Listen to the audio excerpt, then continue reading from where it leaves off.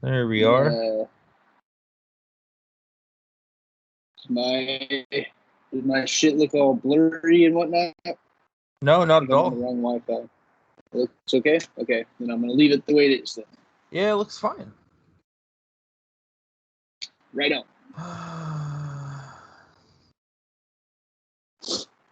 Well, yeah, I figured if it's just the two of us, it'd be kind of hard to do surface report selection. Yeah, that's fair. I still got a Florida fiction, and excellent. And you'll probably stump me yet again. I mean, I swear to God, dude, when I used to listen to the show before you ever asked me to be on, there was at least, I think, 2 times that I guessed it right. But ever since you've had me on, I cannot fucking get it for the life of me. I don't know why. I think it's like that's what makes like game shows so hard. It's the in the moment part. Yeah. That part always fucks me up. Because like I'll be sitting here at home, I'll get all the answers on the game show right, but if I was there, I would definitely be owing Jeopardy money. Yeah. Well, another thing too, there's been, I think, once or twice where I've been on the show with Peter, and Peter will guess his answer, and I'm like, oh shit, I think that's it, but I don't want to take the same answer, so I switch it up. Like my second guess, well, it might be this too, but then he ends up winning. I think he's won like 3 times. I don't know if he's ever lost. I don't know. Actually, yeah, that's a good point. He might have won it every time he's played. Yeah, I think he's won every single one so far, like ridiculously. He's really really on that shit, man. Lately he has, but I do know like the first couple times that we did a show, and I think it was just the 3 of us. Both of us got it wrong, and he's like, "Man, are we ever gonna get this right?" Like, now you just can't not get it right. All right. Yes. Well, I have. I haven't even smoked it all yet. So, if you're listening on YouTube, you'll hear this part. And if you're listening on any other platform, this part won't be there, so it doesn't fucking matter. So I'm talking to people on YouTube. If you can successfully guess which game show's intro I ripped off, because I ripped off a game show's intro, email earthsuckhole@gmail.com. Type out fucking it's Jeopardy fuckface, or it's fucking Wheel of fucking Fortune, you fucking dickhead, or something like that, and I'll give you a shout out on the next show. Yeah, exactly. Whatever, and shout it out, and I will give you a shout out on the next show. And if nobody emails, then everyone can go fuck themselves. Well, you know what? It doesn't matter if your email comes in a month or next year. The first person to guess this will get a shout out on the next show that I get after I get the email. Could be the next one, could be never, who knows, you know?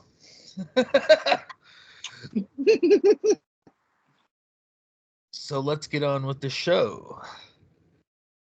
Welcome to the Earths Suckhole, the show where everything's made up and the points don't matter, like a conversation at a strip club, like International House of Pancakes, just like Little League, just like the police department in Minneapolis, just like the plot of a porno movie, just like soap in the men's room, doesn't matter, just like the other guy in Wham, just like Jerry Springer's Last Thought, just like a suggestion box in Tiananmen Square, just like the second person you ever slept with.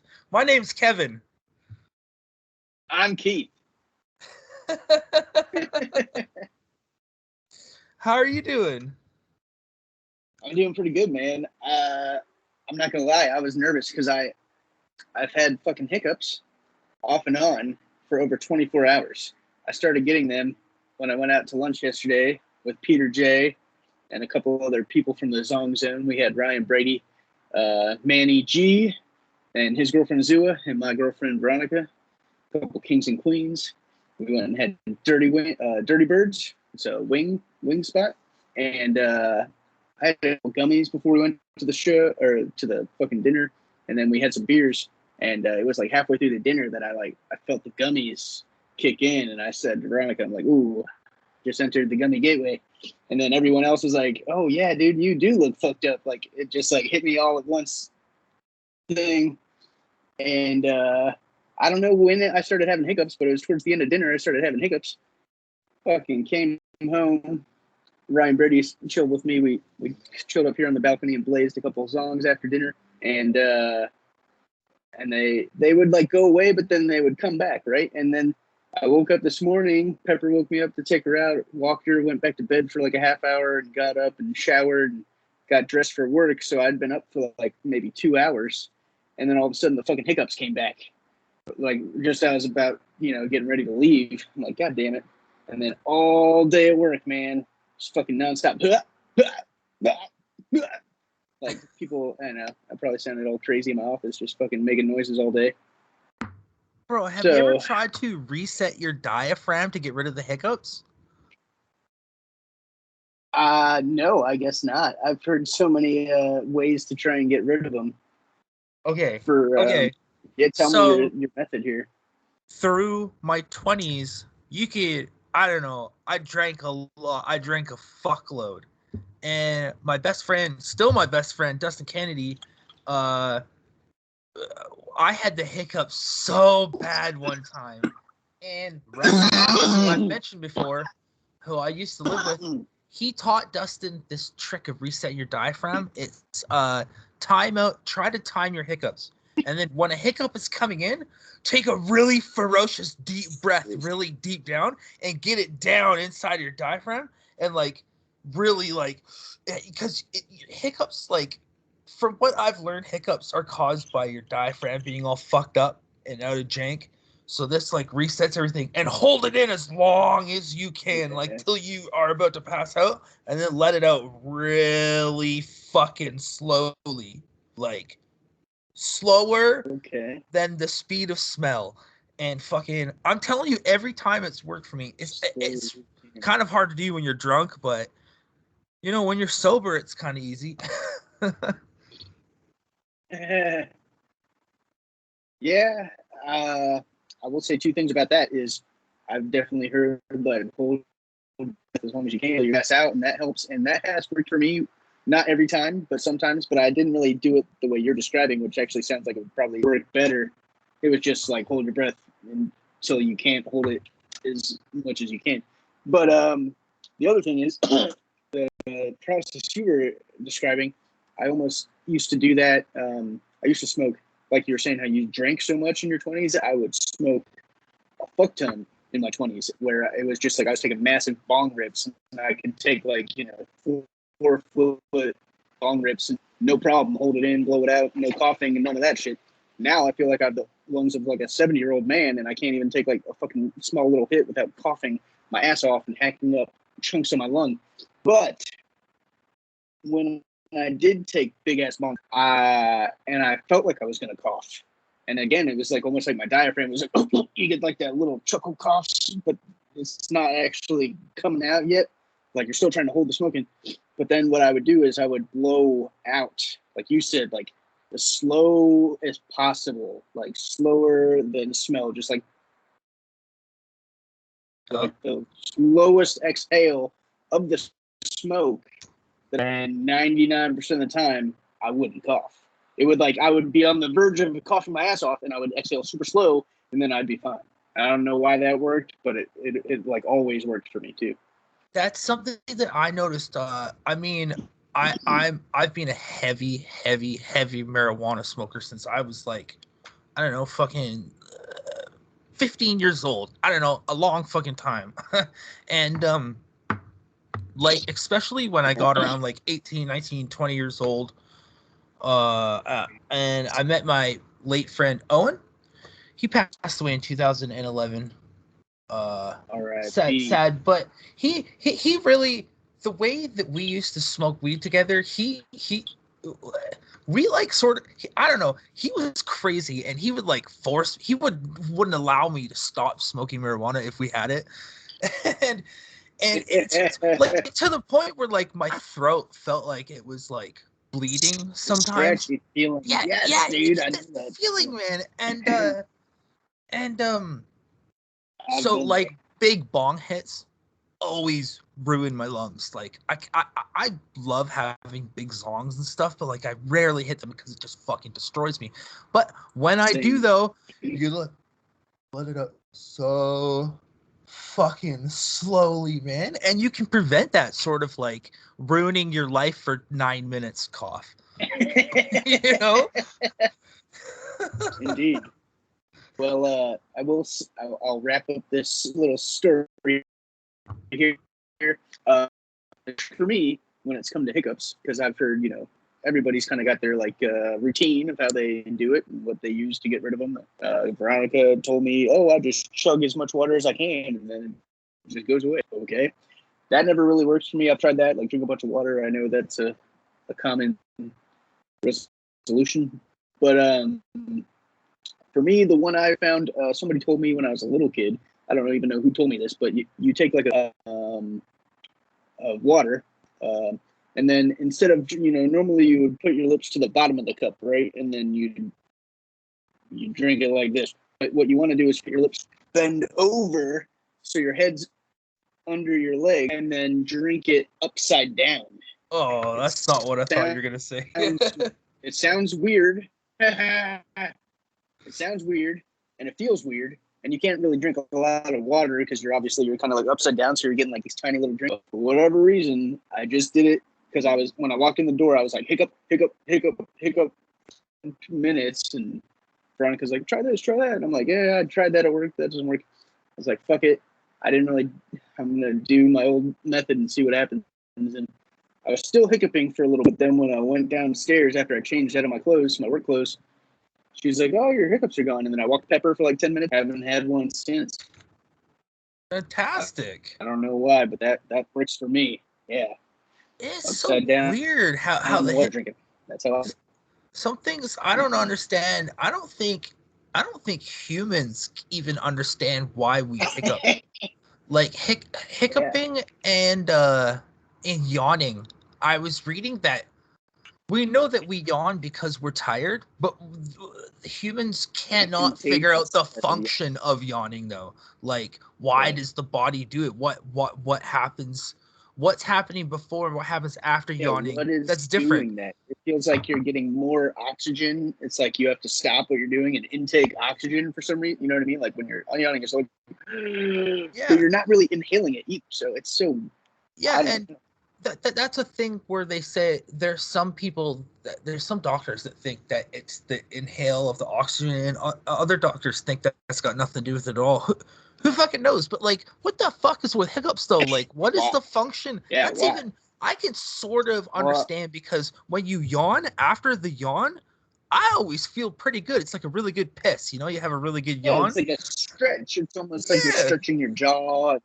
But there's no such thing as a good hiccup. I don't understand that one. Your body is just like, what? I'm gonna fucking ruin your shit right now. Yeah, this doesn't feel good. No. Like, and then I feel it like in my throat or my chest, and it's like this weird sensation, and then I know it's gonna come back, and it's like, oh, here it comes again.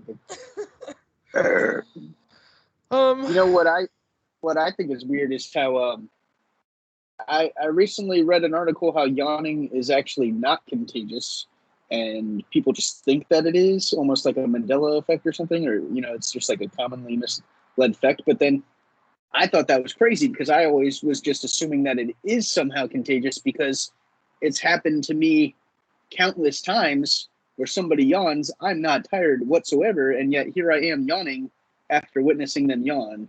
And it's uncontrolled. It's not like I'm trying to mimic them to yawn. You know what I mean? It seems like an uncontrollable thing that occurs. And again, I don't understand why that happens either. It seems very weird. I think the only reason they say that that's not a thing, the contagious thing, is because they can't prove for it. They can't even theorize how that would work. So they're just like, it doesn't exist. It's psychological. Yeah. That's just like a fucking good ghosts. Yeah, that poltergeist that fucking gave you all those scratches. That's shit across psychological. the yeah, exactly. All the scratches and shit flying across your kitchen, cabinets Yeah, opening and shutting. You know, that's just that chair that flew across the room. That's psychological. It's that not was the telekinesis wind, though. dude. There must It's have been a not the window open. The breeze is moving shit around, dude. Come on. Yeah, that's what they'll always say. Shit like that. Oh, Yeah. I got something pretty cool here. I got something very cool that right before I was like flipping through TikTok before we started recording, and I found this guy's video, and I want to do this to you and every single person listening. I am going to show you the ninth dimension by the time we are done this little exercise, okay? And I don't like, I'm telling you, this fucking worked on me, and I'm gonna do it again after we're done recording because this is so cool. And it's not like how I imagined, but like I was reading the comments on the video, and including myself, this is before I even read the comments. A lot of people got very similar results. So I'd like to see what happens to you, and anyone out there that's doing this, that's listening, please email earthsuckhole@gmail.com and tell us the results that you got, because this shit is fucking interesting. So, to see the ninth dimension. Okay, Keith, close your eyes. Everyone out there, close your eyes. Sort of lean back, just relax, just be comfortable. Picture the place where you do your grocery shopping. Wherever that is. It's a store, it's a farmer's market, a little market, wherever that is. Picture the place where you do your grocery shopping. What imagery do you see? What do you feel? Like, I tell you what I feel. Just imagine in your mind. I'm just gonna keep going. Okay. Just think about it. Yeah. Okay. What imagery do you see? What do you feel? Is anybody there? What colors do you see? What do you feel? Now think of your home. Pick a room and be there. What do you see? What do you feel? Is there someone there? Now pull out until you're over the earth, looking down at it from space. You're over top of the earth. Now think of somewhere and go there on the planet, anywhere on the planet. Just let it happen. Let the energy pull you down. Just let it happen. Anywhere, just let it pull you down there. Where are you? What do you see? What do you feel? Really take it in. Where is this spot? Now think about the ninth dimension. Really think about it. What imagery do you see? Do you feel anything? Is anyone there? What colors do you see? What does it feel like to be there? You just saw the ninth dimension. What did you see? Where did you go? First off, this is an interesting thing. Yeah. First off, what was the first off? My internet might have lagged. Are you lagging? No, I hear you now. Sorry, you said okay. First off, but I didn't hear what you said there. Oh, first off, what did you see? What? Just tell me what you saw. Okay, well, yeah, basically, I saw it was almost like kind of being almost in outer space a little bit, where I saw like a star, like a sun, a star, sort of fireball, big ass thing burning.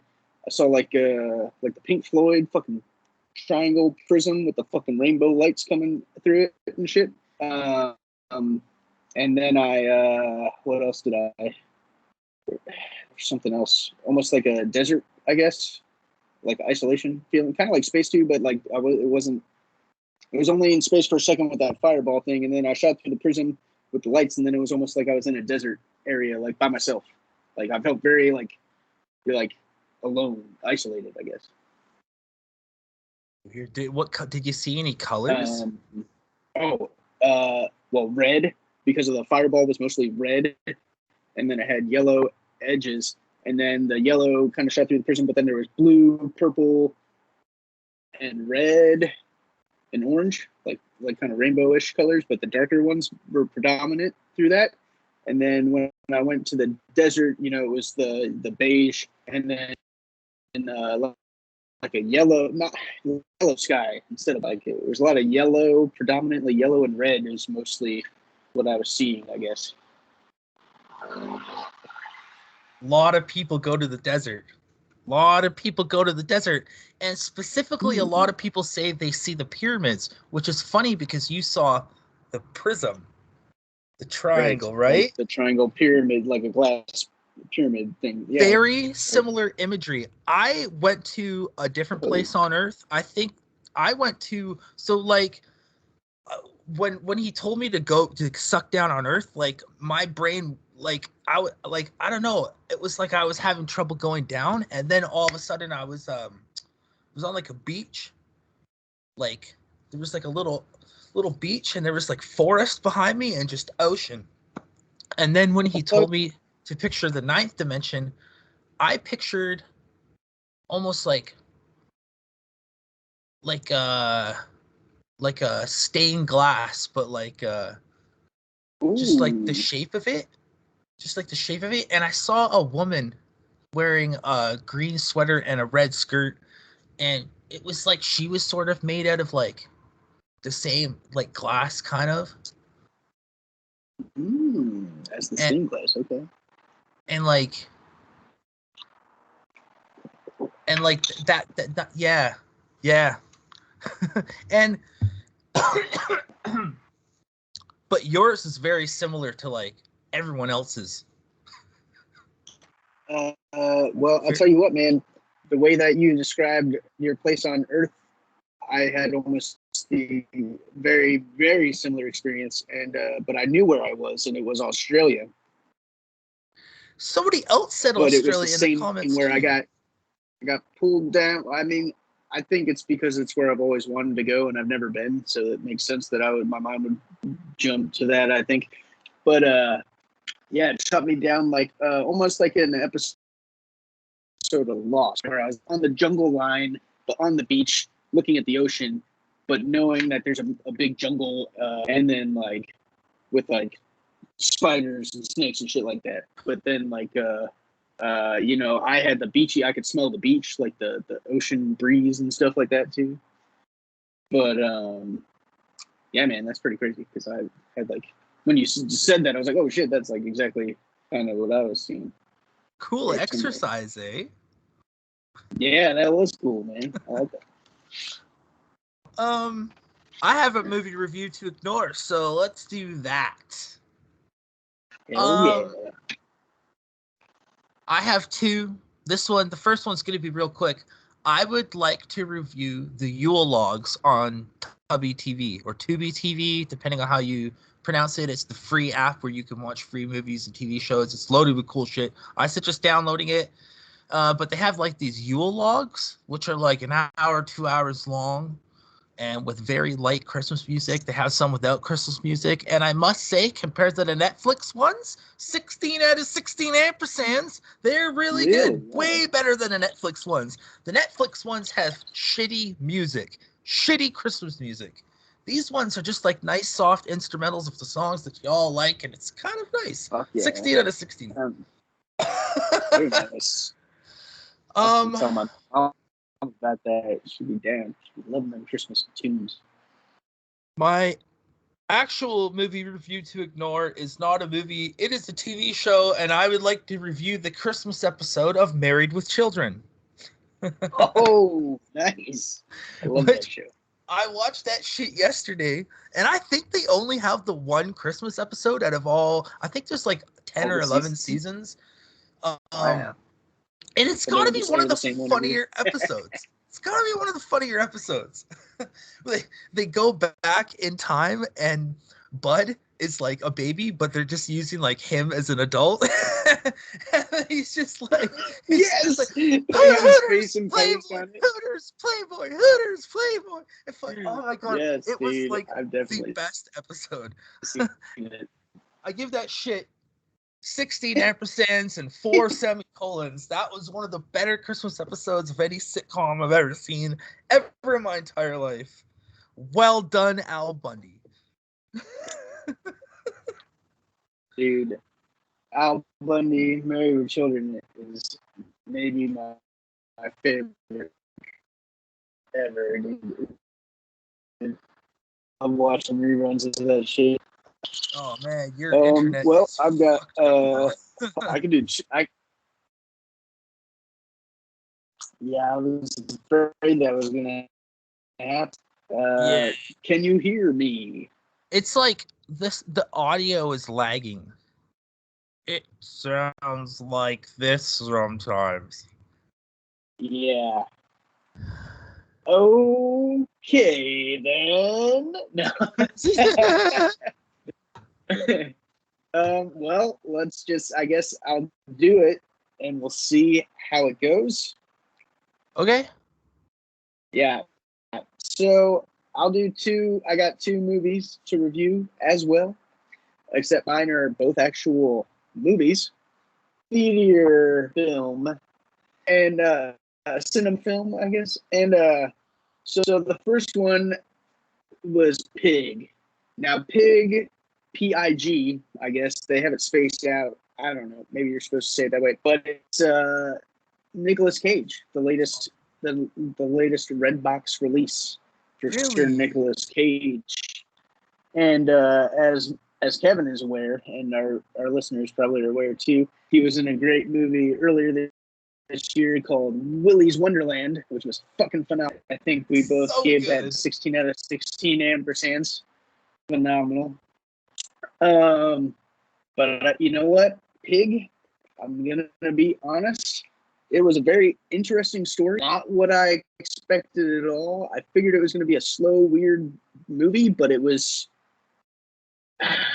It didn't really have what I want. It wasn't what I wanted it to be, I guess. I figured it was going to be some sort of revenge movie. He was going to get some serious revenge, kind of like, John Wick, except not super action. That's right, there it is, Pig. Um, that's what I was hoping for. Well, not John Wick, but like some sort of, the end was going to be him getting some fucking revenge on some people. You know what I mean? Like it was going to go down. But no, I don't want to spoil the movie too much, but there's really no revenge to be had. And yeah, it was. I know Veronica was disappointed. She was like, "Wow, that was dumb." I wouldn't go that far. I kind of enjoyed it. I liked the message that it had. It was kind of. It was about like men who become like who they become after their wife passes away. Like if they lose their reason to want to do shit, they lose their creativity, they turn into an asshole. That's kind of the whole, for me, that's what I took away from the movie. It's kind of like the message behind the movie. Because it's like Nicolas Cage does one way, and then this other dude is like very different, but they both lose their wives. So it's like a interesting story. But sadly, I probably wouldn't watch it again. But I think it is worth a watch if you like Nicolas Cage. But I would only give it a 9 out of 16 ampersands. I'm still gonna watch it because I really like Nicolas Cage, and Yeah, that's how I knew I was gonna have to watch it, and that's why I think even though Veronica was maybe like that was dumb, and I know she didn't, I was like, but then I was like, well, what about this? And she's like, oh, I guess, but yeah, I thought it was okay. It was, but it could have been better, dude. They could have just made it better. I feel. sometimes during the production they have to change things while they're doing it that kind of ruins it. Like one movie called The Man Who Killed Hitler and Then Killed the Bigfoot. It's got Sam Elliott in it, and at the very end they were going to have this huge fight between Sam Elliott and the Sasquatch, but Sam Elliott hurt his back during one of the beginning of the fight scene, so they had to really tone it down. And you can kind of tell the movie was building up to this climactic thing, and then it was still a cool ending. Like it's still a cool ending, but you kind of wish that they kind of got into it a little more, because Sam Elliott at the time, he was like in his late 60s. He still could have done it a little bit. Now he's in his 70s. I think he's in his 70s now, a little older. But it happens sometimes. Happens. Sam Elliott. Is that the guy from in Jurassic Park? The Big Lebowski. Can I have a Big Lebowski. sarsaparilla? You know, the guy at the bar. So it's not. Yeah. I do like a good sarsaparilla. Yep. He's like the narrator of the movie, I guess. I don't know how that worked. It's a Coen Brothers movie. They're fucking, you know, whoop whoop. But they're geniuses, though. I love every single one of their movies. So yeah, good. Movies are definitely very interesting, very good. Yeah, You know, with like, I was gonna say with Pig. I mean, if you see the trailer, you already know. Basically, it's this dude, right? He was Nicolas Cage. He was like a Michelin chef, world renowned, fucking super famous chef dude. But for whatever reason, he's fucking lives in a cabin in the woods now. He's got a pig, and it's a truffle pig. So he uses the pig to find the truffles, and that's how he makes a living, and just like lives by himself out in the woods. And you find out it's because his wife passed away, and so he just kind of gave up. You know, he's like fuck doing anything. So his pig gets taken, and that's what the movie. He's trying to get his pig back. That's so sad. Fuck. Yeah, it's a sad movie, dude. It's pretty bittersweet too. So I kind of want to watch it tonight. don't go into it expecting having a fuzzy feeling at the end, because it's yeah. But it was good. It was, like I said, it's still interesting, worth a watch. I think you'll appreciate it. I'll definitely go into it like knowing that it's a traumatic drama. Yeah. Indeed. I thought, for me, like I said, I thought it was going to be more of a revenge movie, and those are that's like probably my favorite genre, because it could be either like an action or a horror.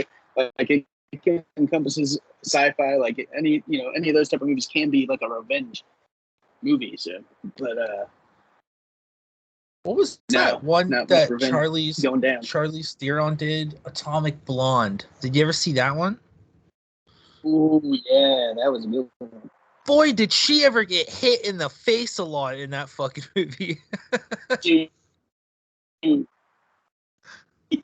was, yeah, man.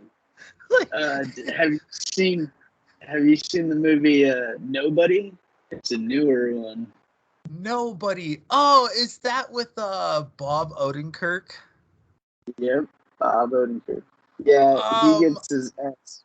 I sort of was like, I think I fell asleep about 3/4 of the way in, but I remember I was really enjoying it. It was funny and over the top. A lot of him just getting his ass kicked and fucking up other people too. Yeah. It was a good back and forth. It was good because, a lot of times they just show the dude just fucking everyone up. You know what I mean? Like barely getting a scratch, but no, he was getting. Yeah, that was a good one. Yeah, that I want to finish that one for sure. Bob Odenkirk's fun to watch. Well, I agree. It was good.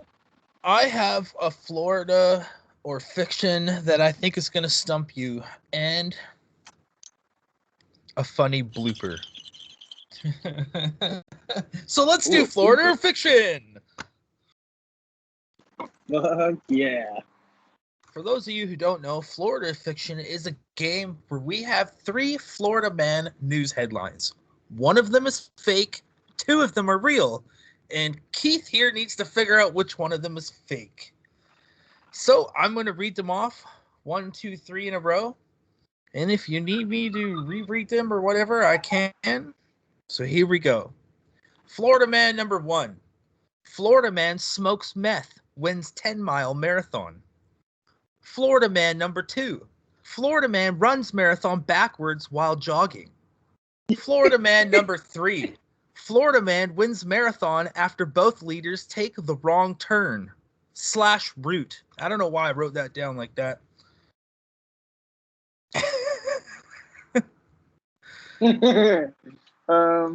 The first one, he smokes meth and wins, right? 10-mile marathon. Okay. What was number 2? My internet fucked up on that one. Number 2 is Florida Man runs marathon backwards while jogging. Oh damn. Okay, so these are all marathons. Okay, and then number 3 is I think I meant to write down juggling, but I have dyslexia.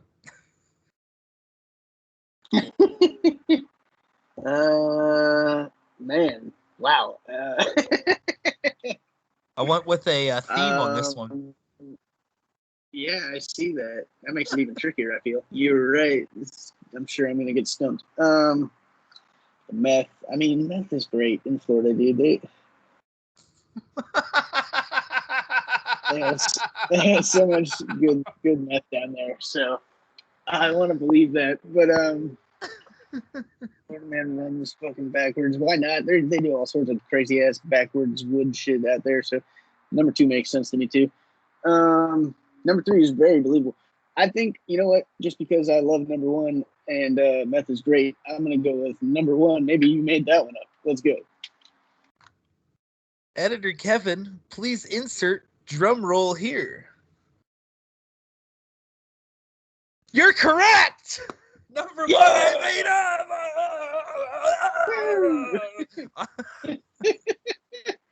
Yeah. I just had the feeling, dude. I really did. I was like, you know what? I think he did this one. I think this is it. Yeah. I know Good. the third one about them taking the wrong turn. I felt like that one was a little lackluster, but I had to take I'm gonna read you the one that I originally put in, but I had to take it out. But now that I'm reading it on air, what the fuck was the point of me taking it out? It doesn't matter. Anyways, it went, Florida man runs marathon after losing both legs in Afghanistan. I just didn't think it stood up to the other articles. And that's a true story too. Yeah, that's a true story. See, because I mean that one could work. I don't know. All of them were good. The last one, to be honest, the one with the winning because of taking another route, like that seemed like that was probably real.